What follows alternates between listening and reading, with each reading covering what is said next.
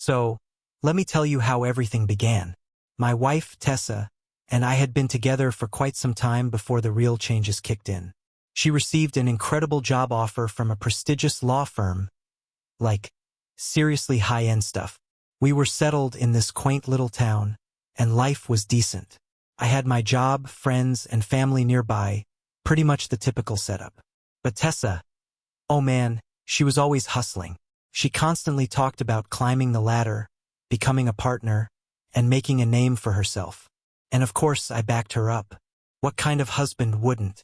Yet when she scored this position in a different city, everything shifted dramatically. She was over the moon, brimming with excitement. Meanwhile, I felt like I was being uprooted from everything I held dear. My family, my friends, all gone. I kept that to myself, though. I didn't want to be the guy holding her back. I mean, we were supposed to be a team, right?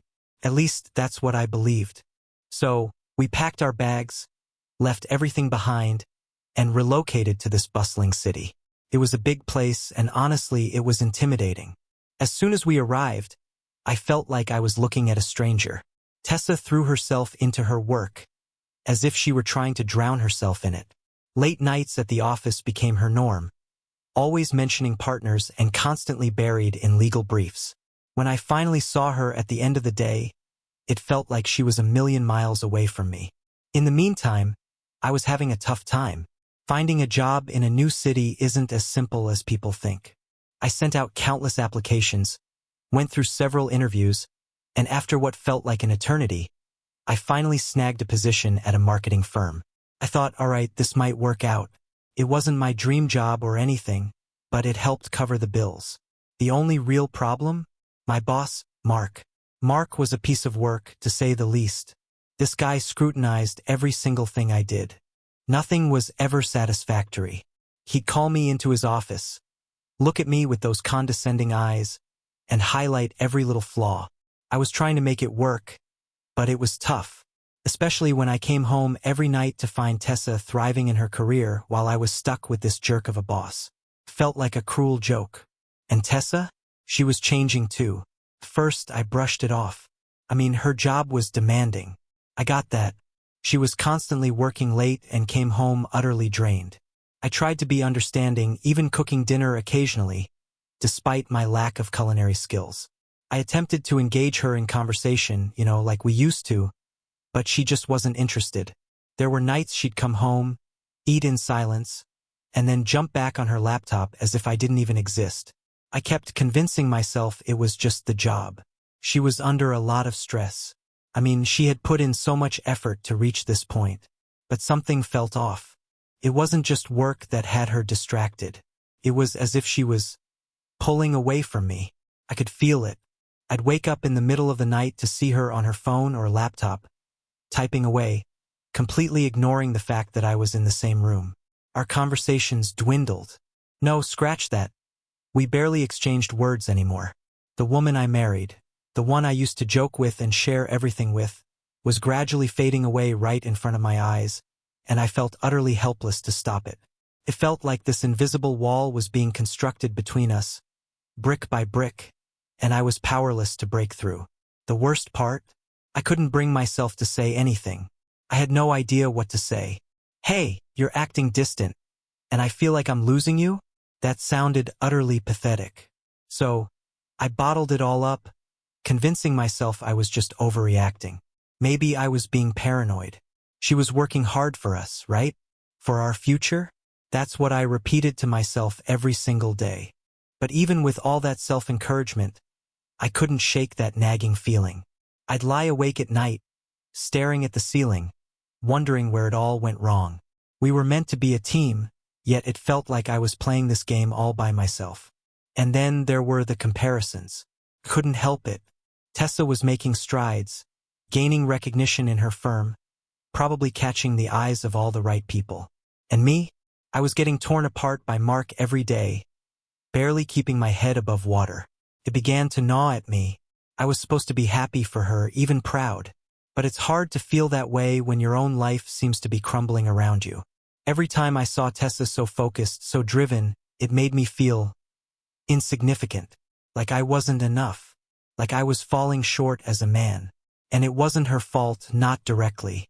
She never said anything to make me feel that way, but actions speak louder than words, don't they?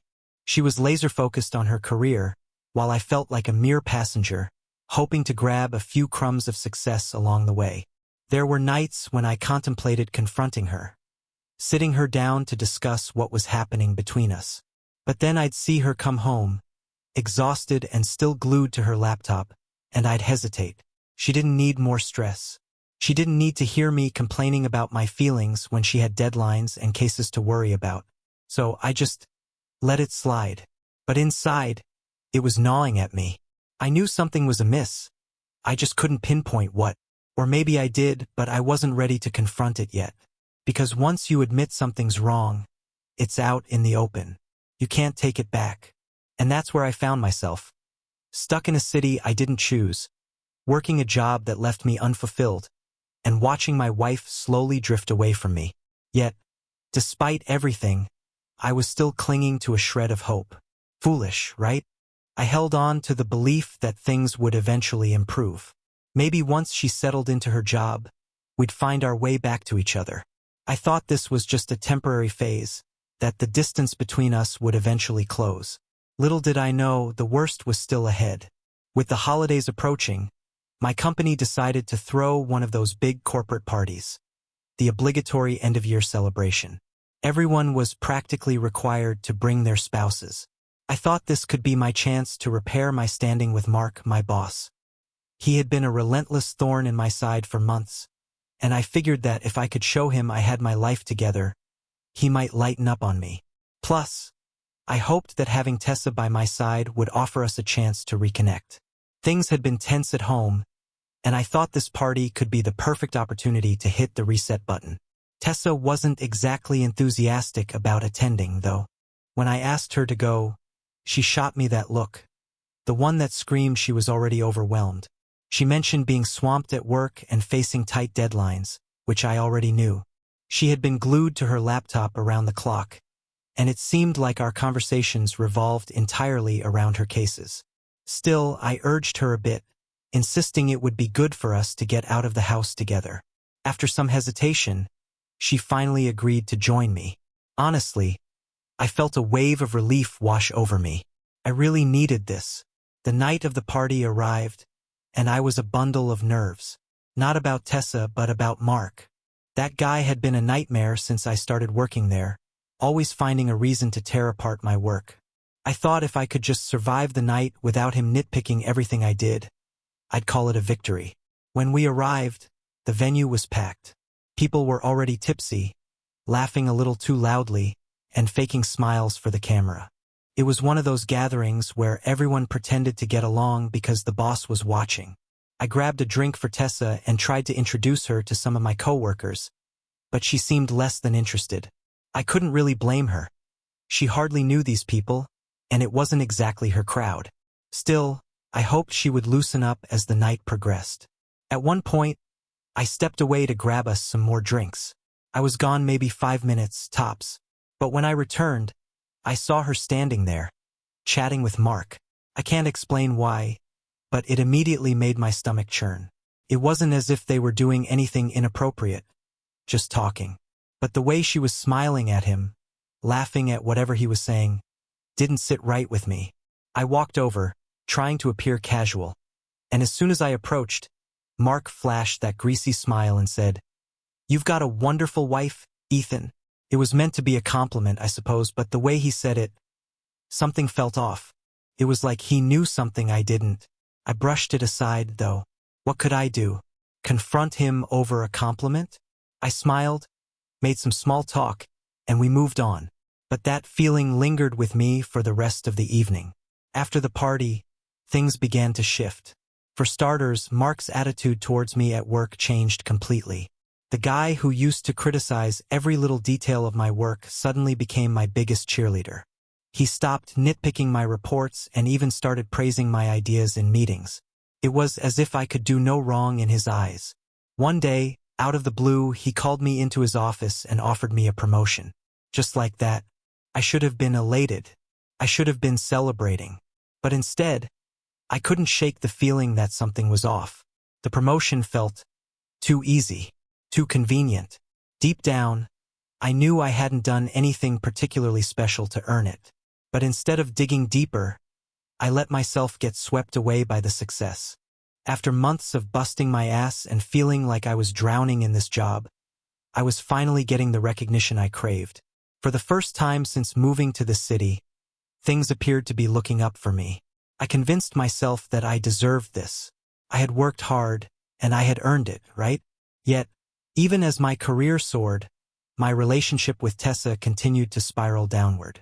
She was distancing herself from me more than ever. She stopped sharing details about her day or the cases she was working on. Whenever I asked how things were going, she gave me these short, vague responses, as if she didn't want to engage with me anymore. It wasn't just the lack of conversation that was troubling. Our entire relationship felt like it was slipping away. She spent more and more time at work, and when she was home, she was glued to her phone or laptop. Some nights, she wouldn't even come to bed until well after midnight. When I tried to address it, she brushed me off, insisting she was busy and that I was overthinking things. But I wasn't overreacting. Something was definitely off. I just couldn't pinpoint what it was. I tried telling myself this was just a rough patch, that she was under stress and it would eventually pass. But no matter how hard I tried to dismiss it, that nagging voice in the back of my mind kept reminding me that things weren't okay, that something fundamental had changed between us, and it wasn't merely about her job. Maybe it was the way Mark's gaze lingered a little too long on her during the party. Perhaps it was Tessa's sudden distance that set my alarm bells ringing. I couldn't quite put my finger on it, but deep down, I sensed that something was terribly off. I didn't have any hard evidence, no real cause to doubt her loyalty. Yet that unsettling feeling in my gut refused to leave me. Every time she worked late or dodged my inquiries, that gnawing doubt only intensified. I attempted to bury those thoughts, focusing instead on my recent promotion and the glimmers of success at work. But regardless of my efforts, that persistent anxiety continued to gnaw at me. And here's the truth: when you start second-guessing someone you love, it eats you alive. Spreads like a toxin, infiltrating every aspect of your life. Nights would find me staring at the ceiling, consumed by questions about where she might be, what she was doing, and who she was with. I'd hear her phone vibrate in the middle of the night and wonder if it was a mundane work email or something far more sinister. I hated myself for these thoughts, but no matter how hard I tried, I couldn't shake them. The worst part? I felt utterly helpless when it came to confronting her. I had no concrete facts to back up my feelings. If I brought it up, she would likely dismiss me as just being paranoid. And maybe I was. Yet that insistent feeling wouldn't let me be. So I kept my mouth shut. I kept telling myself this was just a rough patch, that it would all blow over. I focused on my job, my promotion, anything to distract me from the doubts festering inside. But the distance between us kept widening, and I could feel in my bones that things were about to take a turn for the worse. In what I thought was a stroke of brilliance, I decided to invite Mark and his wife, Lena, over for dinner. I believed that having Mark in our home, observing his interactions with Tessa, would put my mind at ease. If I could see for myself that everything was innocent, maybe I could calm my racing heart. Plus, it was a chance to strengthen my rapport with my boss. If I could maintain professionalism at work, perhaps everything else would fall into place. Tessa, however, was far from excited about playing hostess. "You know how busy I am, Ethan," she said, using that tone that implied I was being unreasonable. But I pressed on. I needed this dinner to happen, for my own peace of mind. When the night of the dinner arrived, it felt strangely normal at first. I welcomed Mark and Lena at the door, attempting to appear relaxed, even while internally monitoring every glance and word exchanged. Tessa was the picture of a perfect hostess, all smiles as she poured drinks and engaged in light conversation with Lena. For a fleeting moment, I allowed myself to believe that maybe everything was fine, that perhaps I was overreacting. But as dinner progressed, I began to notice things that set my teeth on edge. It was subtle, but I was sure I wasn't imagining it. Here and there, Mark would steal glances at Tessa, Not the kind of friendly looks one gives to a colleague, but with a certain familiarity. It was as if they shared a private joke, something they didn't need to voice. And Tessa? She wasn't shy about it either. Their conversation flowed effortlessly, as if they were perfectly in sync, while Lena and I faded into the background like mere props. I fought to push the thoughts away. I told myself I was imagining things. After all, I had no solid evidence of anything untoward. But as the night dragged on, I couldn't shake the gut-wrenching feeling that something was deeply wrong. When Mark and Lena finally left, I turned to Tessa and asked her how she thought the evening had gone. She shrugged, offering a half-hearted "it was fine," then immediately returned to her laptop, as if nothing significant had transpired. I sat there, staring at her, wrestling with the confusion of what was real and what was just my paranoia. She was physically present, yet it felt as if she were already slipping away from me. I could sense it, the trust, the connection, everything just fading into the background. A few days later, Mark didn't come to work. Normally, I wouldn't have thought much of it, but with my mind already racing, it sent me into overdrive. I quickly sent him an email regarding some project details, but there was no response. Around lunchtime, I suddenly remembered I had forgotten to pick up our daughter from school. With deadlines piling up, I thought maybe Tessa could grab her instead. I dialed her number and waited, but there was only silence. I called again. Voicemail. That gnawing sensation, the one I'd been trying to suppress, came rushing back, overwhelming me like a tidal wave. It hit me hard, making my stomach lurch. My thoughts spiraled, conjuring images I desperately wanted to avoid, and my heart raced as if I were on the edge of something I couldn't come back from. When I got home that evening, Tessa was already tucked in bed. Our daughter was asleep, and the house was enveloped in an unsettling quiet. But my mind was anything but peaceful. It was a storm of chaos and worst-case scenarios. I reached my breaking point. I needed to know. I had to stop the uncertainty and uncover the truth once and for all. I stepped into our bedroom, my heart pounding in my chest. Tessa lay sleeping, her phone charging on the nightstand. I stood frozen for what felt like an eternity, my eyes fixated on the phone, hands trembling. I'd never invaded her privacy before, and the thought made me sick. But a part of me snapped. I had to know what was happening. I picked up her phone, unlocked it, and went straight to her messages.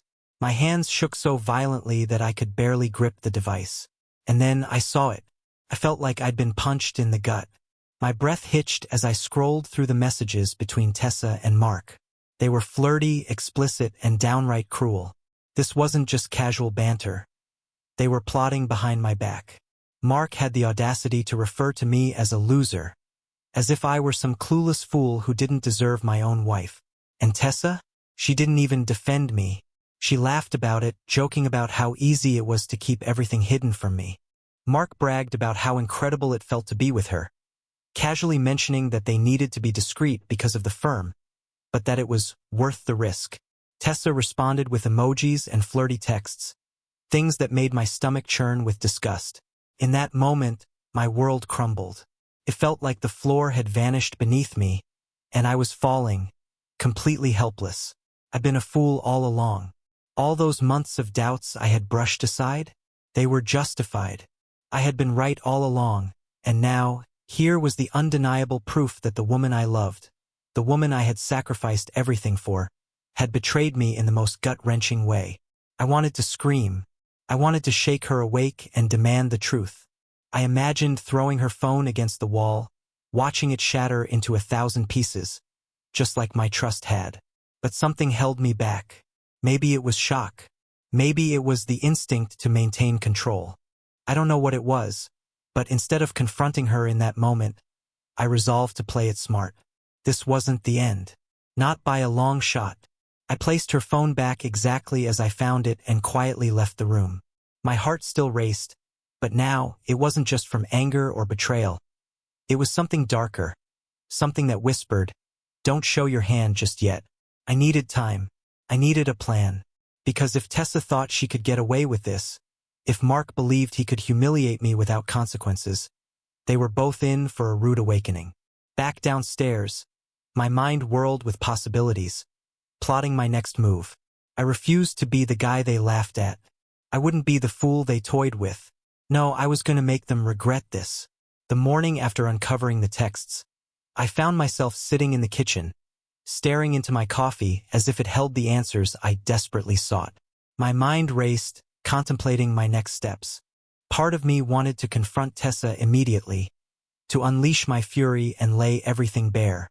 But I knew that wouldn't resolve anything. It would only give her and Mark the chance to fabricate their lies and cover their tracks. I needed something more definitive, something that would leave them with no escape. That's when I thought of Lena, Mark's wife. If I was going to take these two down, I couldn't do it alone. I needed an ally, someone who had just as much at stake as I did. And Lena? She had no idea what was happening behind her back. Or at least, that's what I assumed. I sent her a message that morning, asking if we could meet up. I kept it vague, merely mentioning it was work-related. She agreed, likely thinking I wanted to discuss office politics or some mundane topic. We arranged to meet at a quiet cafe downtown, a place off the beaten path where we wouldn't run into anyone we knew. The last thing I needed was for Tessa to catch wind of this before I was ready. When I arrived, Lena was already seated at a small table by the window, looking polished and composed as always. She was one of those women who appeared to have it all together. But when I sat down and met her gaze, I could sense the tension simmering beneath her surface. Maybe she felt something was amiss. After all, we often sense when something is off in our relationships. But what I was about to reveal would shatter her world. "Thanks for meeting me," I said, striving to keep my voice steady. My hands trembled under the table, and I knew this was it. There was no turning back now. She offered a polite smile, but confusion flickered in her eyes. "Of course. Is everything all right?" I wasted no time. I pulled out my phone, opened the messages, and slid it across the table. "You need to see this." Her gaze dropped to the screen, and I watched as her brow furrowed in disbelief. At first, she didn't respond. It was as if her mind couldn't comprehend what she was seeing. But then her expression shifted, shock morphed into hurt, then fury. Pure, un filter danger. "He's been with her?" Her voice was barely above a whisper as she looked up at me, tears welling in her eyes. "How long has this been happening?" "I don't know," I admitted, my heart heavy. "But I have proof now." She leaned back in her chair, blinking hard as if trying to stave off an emotional breakdown right there in the cafe. "I always had a feeling," she confessed after a long pause. "Mark's been distant for months, but I never had any evidence. Until now." A thick silence enveloped us, but it wasn't the awkward kind. It was the kind that hung heavy with the weight of shattered trust and raw emotions, two people grappling with the wreckage of their lives. And then I saw it in her eyes, an echo of my own feelings from the night before. She wasn't just hurt. She was furious. "We can't let them get away with this," Lena said, her voice steady but laced with determination. I nodded, my own anger rising to the surface. "I've been thinking the same thing. We need a plan."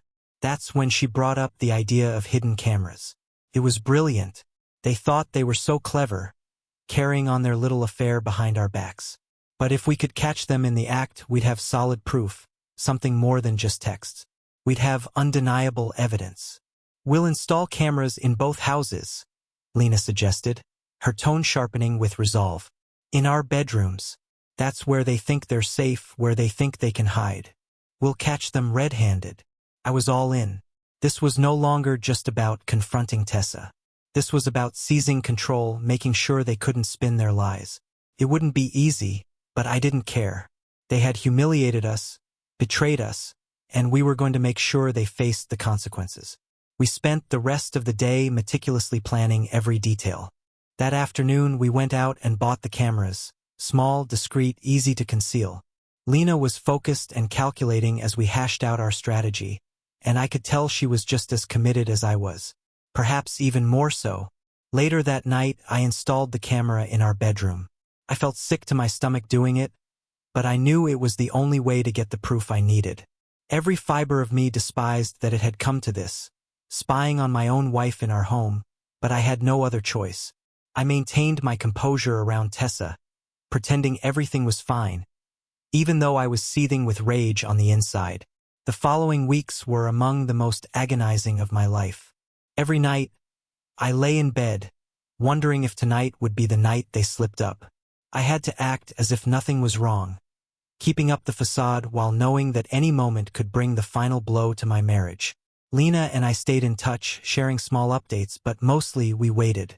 And waited. It was torturous. But then, finally, it happened. One night, after what felt like an eternity of tension, I received a notification on my phone from the camera. Tessa was home, but I wasn't. My heart raced as I opened the app and saw them, Tessa and Mark, together in our bedroom. I couldn't watch for long. It was too much to bear. But I didn't need to see more. I had all the evidence I needed. I called Lena immediately.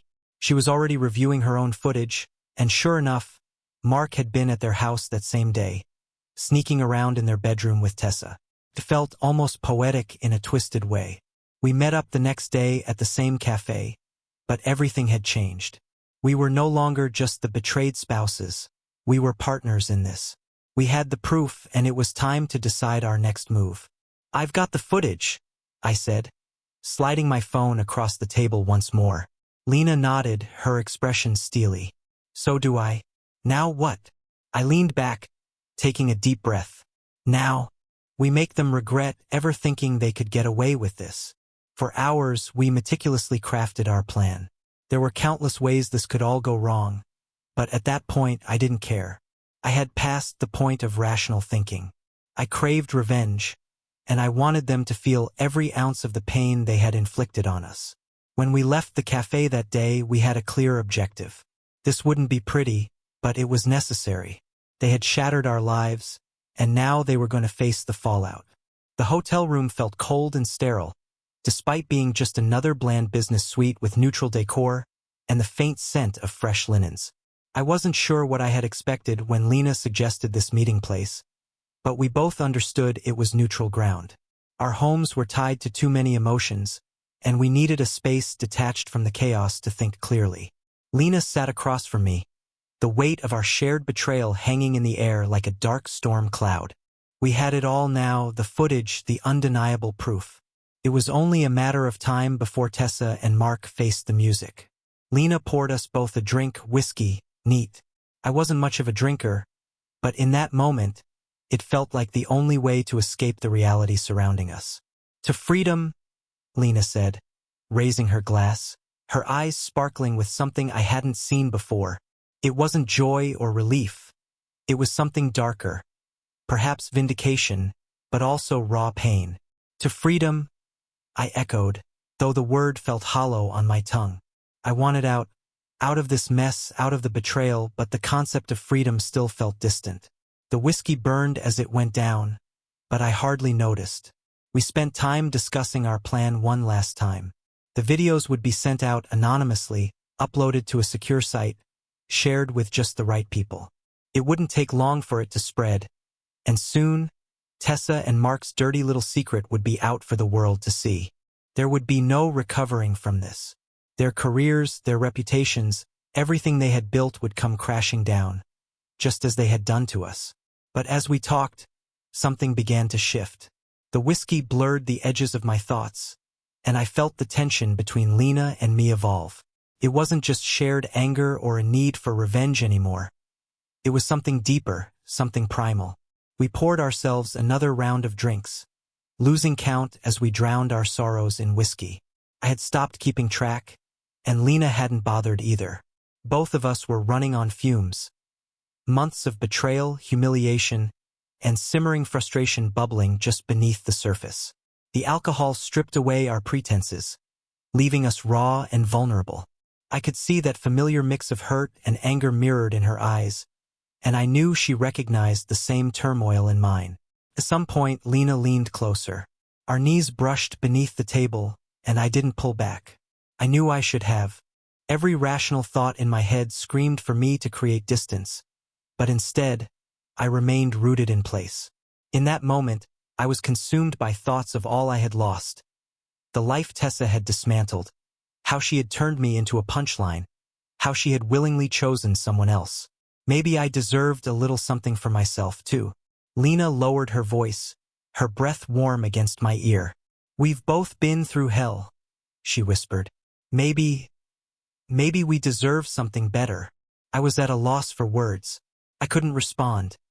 My mind spun with confusion. Was it the alcohol clouding my judgment? Or was it the weight of what she was suggesting? The pressure of the moment hung heavy around us. But before I could analyze it further, I heard myself say, almost as if it were someone else speaking, maybe we do. And then she kissed me. The initial brush of lips was tentative, but it quickly deepened, fueled by the anger and pain we had both been carrying for so long. This wasn't love. It was something darker. Perhaps revenge, or just the desperate need to escape the hollow emptiness that had consumed us. For a moment, I pulled away, caught between guilt and the last shred of my morals. Lena, we shouldn't. She silenced me with a whisper. They did this to us, Ethan. They made us feel this way. We deserve to reclaim something. And she was right, wasn't she? They had razed our lives, annihilated everything we believed in. So why shouldn't we seize something for ourselves? Just this once? Before doubt could creep back in, I snatched my phone, opened the app, and hit the button that would unleash the videos. With one decisive click, everything changed. The footage of Tessa and Mark, caught in their betrayal, was now uploaded for the world to see. There was no turning back. An unexpected thrill surged through me. They would face the consequences of their actions. And then it happened. Lena and I crossed a line. It wasn't tender or romantic. It was raw and urgent, laden with the betrayal we had both endured for months. In that moment, I was no longer concerned with the repercussions. All I cared about was reclaiming a piece of my dignity after so much had been taken from me. When it was over, the room fell into a heavy silence. Lena lay next to me, her breathing uneven, and we both remained quiet. There was no need for words. We understood what had transpired. It wasn't about us anymore. It was about them, Tessa and Mark. We had reclaimed something, but at what cost? The following morning, the fallout began. The video spread like wildfire. I hadn't anticipated how quickly it would go viral, but it did. By midday, whispers filled the office. People exchanged furtive glances at Mark, smirking behind their hands. As for Tessa, she was facing the brunt of it. Her co-workers were cold and dismissive, treating her like she was tainted, something undesirable that needed to be scrubbed away. Mark was the first to crack under the pressure. The company couldn't withstand the scandal, especially with him at the center of it. They fired him quietly, but it was no secret. Everyone knew what had unfolded. His reputation lay in ruins. Tessa, too, began to feel the weight of the consequences. The partners at her firm couldn't ignore the scandal. She was no longer just another associate. She had become the woman who had cheated, the one who had caused a public spectacle. Their careers crumbled, just like the fabric of their deceit. As for me, I should have felt victorious. I should have reveled in the thought of finally winning. But as I observed the chaos unfold, an unsettling feeling nagged at me. Had I crossed a line as well? In seeking revenge, had I transformed into something unrecognizable? I was no longer just the betrayed husband. I had become something darker, something filled with cold vengeance. I glanced over at Lena, who sat beside me, her gaze fixed blankly on her phone. I realized that revenge doesn't heal. It doesn't fill the void left by betrayal. It merely leaves you with the remnants of who you once were. When I stepped through the door that evening, Tessa was already there, pacing the living room. Her expression was frantic, eyes wide with anxiety. The moment she saw me, she erupted. "Why, Ethan? Why would you do this?" she shouted, her voice cracking under the weight of her fury. I stared back, feeling nothing but contempt. "Why? You cheated, Tessa. You think you can walk all over me and that I'm just supposed to accept it?" Her face twisted in frustration, and she threw her hands up, desperately searching for a defense. "I didn't do it to hurt you. I did it for us, for you. Mark had influence, and I thought, if I kept him happy, it would help your career. I could barely wrap my head around her logic. Are you serious? You slept with my boss to help me? You're delusional, Tessa. Nothing justifies your actions. You're pathetic if you think that's an excuse. Tears welled in her eyes, but I felt no sympathy, only the chilling realization that this marriage was irreparably broken. That was the tipping point. The divorce process was swift and devoid of emotion. We sold the house, divided our assets, and signed the papers. Once it was done, I packed my belongings and left the city behind. I had no reason to remain. I needed a fresh start. I moved back to my hometown, where my old friends were waiting, where I could reconnect with the life I had left behind.